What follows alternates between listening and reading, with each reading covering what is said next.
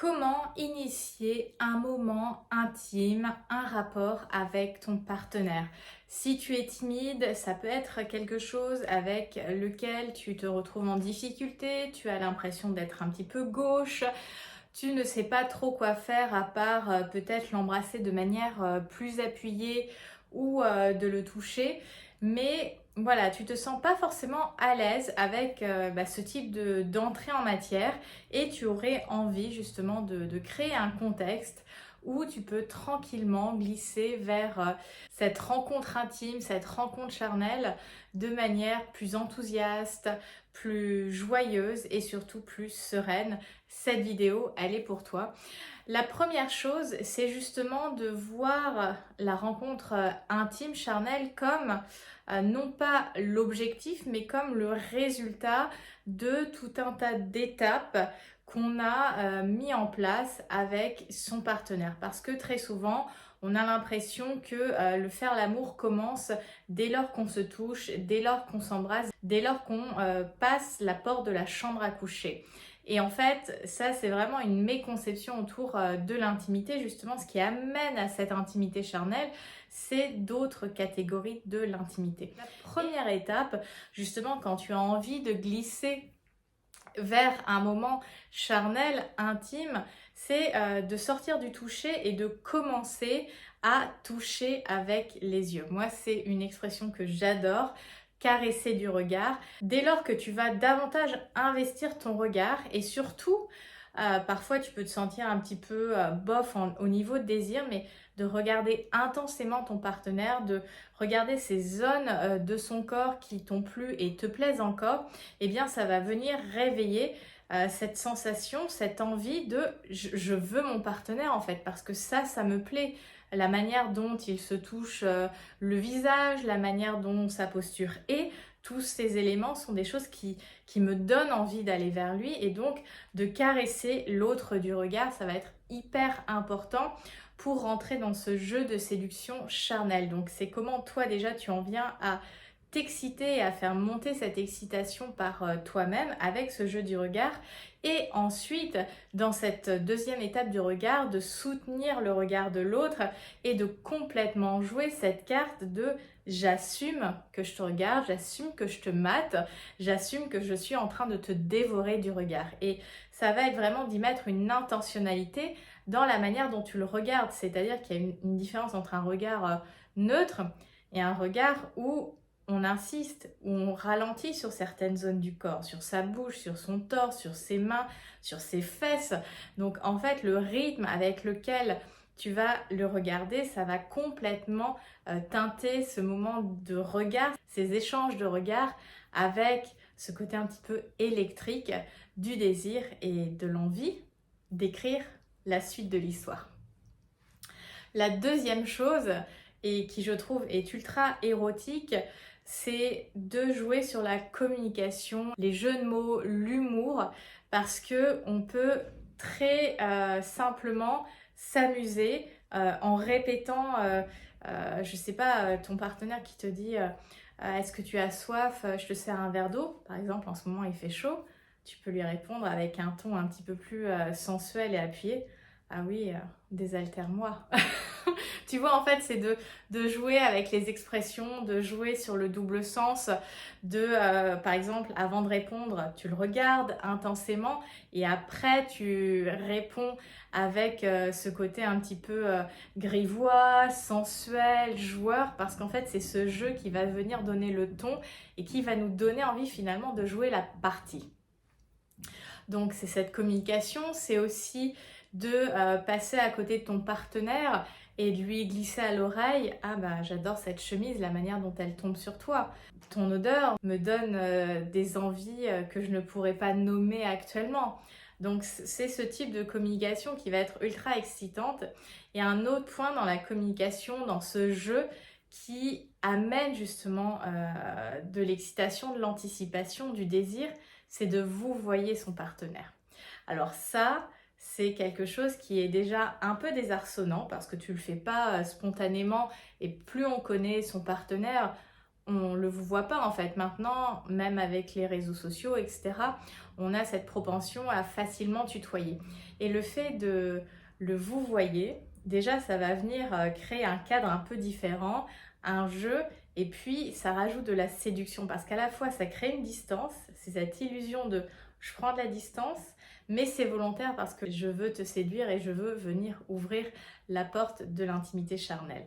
Et ça, c'est vraiment des éléments au niveau de la communication que je t'invite à utiliser parce que c'est super fun et que même si ça amène pas à un rapport, eh bien ça va renforcer ce côté connivant, ce côté on est intime l'un envers l'autre parce qu'on s'amuse dans la relation l'un avec l'autre. Un autre point que j'adore partager, moi si tu me connais, tu sais que je suis extrêmement sensible aux parfums et aux odeurs. Et en fait, les odeurs, elles ont un côté un petit peu animal. D'aller respirer l'autre, c'est quelque chose qui va venir aussi créer du désir, qui va finalement donner le ton à la parenthèse qu'on est en train d'ouvrir. Donc tu peux aller respirer l'autre, que ça soit au niveau de ses cheveux, de son cou, de passer ton nez au niveau de sa bouche, et entre guillemets, te frotter un petit peu comme ça, sans pour autant l'embrasser en fait. C'est vraiment des gestes qui sont là pour chauffer, exciter et venir montrer que tu ouvres cette parenthèse. Donc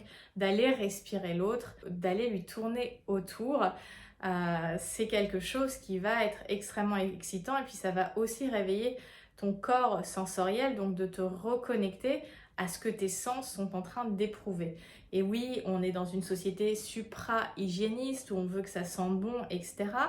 Et on a oublié le muscle naturel des corps, que ce soit en tant que femme, avec l'odeur de notre corps au naturel et même de notre vulve, et pareil chez les hommes. Et en fait, je pense que c'est important aussi d'aller à nouveau à la rencontre de ce côté entre guillemets un peu moins lustré, parce que finalement la sexualité c'est pas celui ou celle qui laissera la chambre à coucher la plus propre, la moins défaite, la plus parfumée, parce que en fait le sexe a une odeur et c'est quelque chose d'extrêmement intime qu'on ne partage pas avec tout le monde.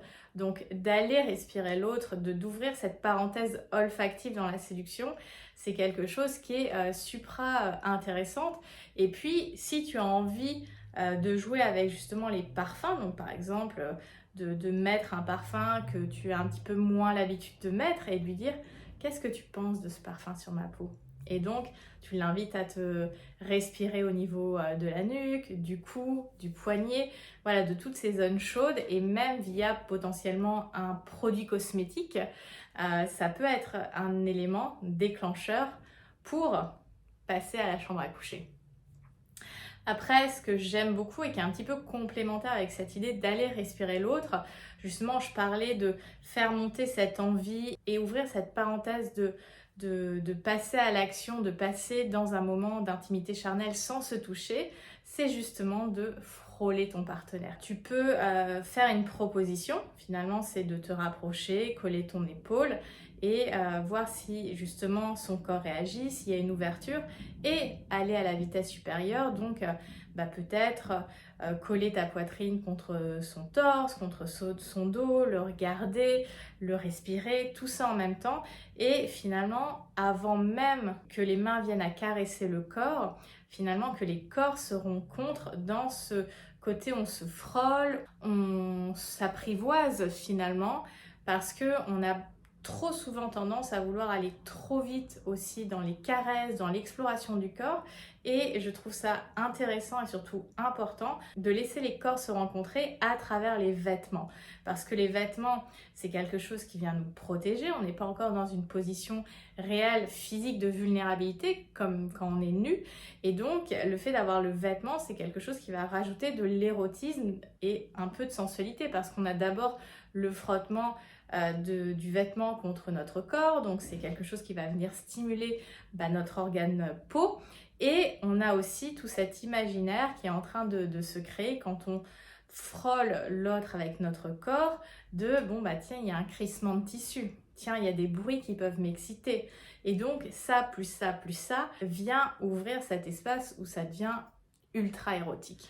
Le dernier point que je souhaitais aborder dans cette vidéo sur comment ouvrir un espace de rencontre charnelle, Eh bien, quand tu as passé ces étapes-là, ça peut être intéressant de jouer avec les sextos et ou la littérature érotique. C'est-à-dire qu'on peut être dans la même pièce et envoyer un sexto à son partenaire. Tu peux totalement commencer à le chauffer, puis faire une petite pause, le laisser assimiler tout ce qui vient de se passer et d'envoyer un sexto en disant « J'aimerais beaucoup t'avoir nu à côté de moi.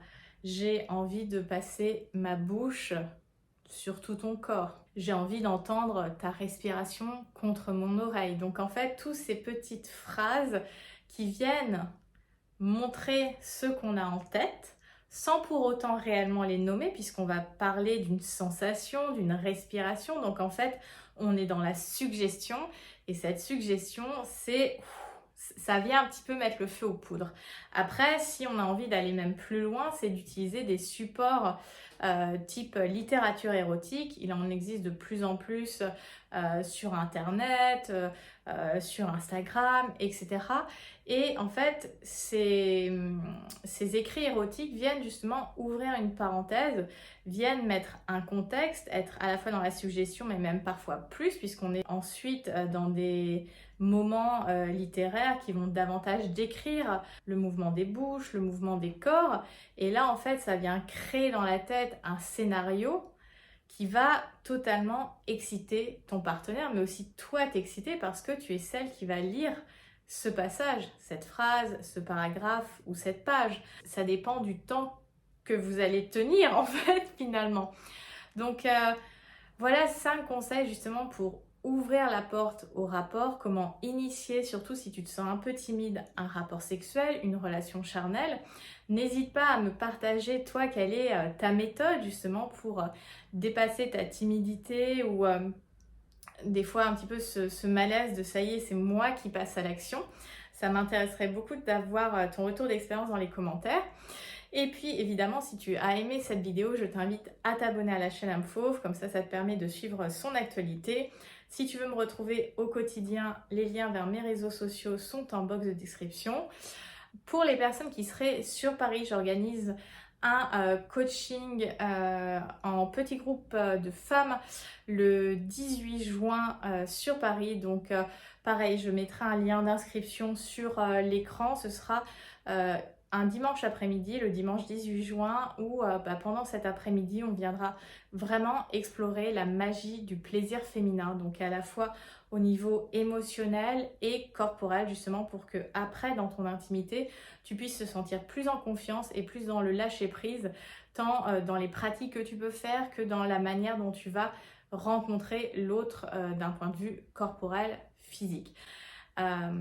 Voilà, je crois que j'ai fait le tour. Si tu as des questions, n'hésite pas à m'écrire. Les réseaux sociaux sont là pour ça. Et d'ici là, je te souhaite une très belle journée. Libère ta version fauve et surtout, rougis de plaisir. Bye!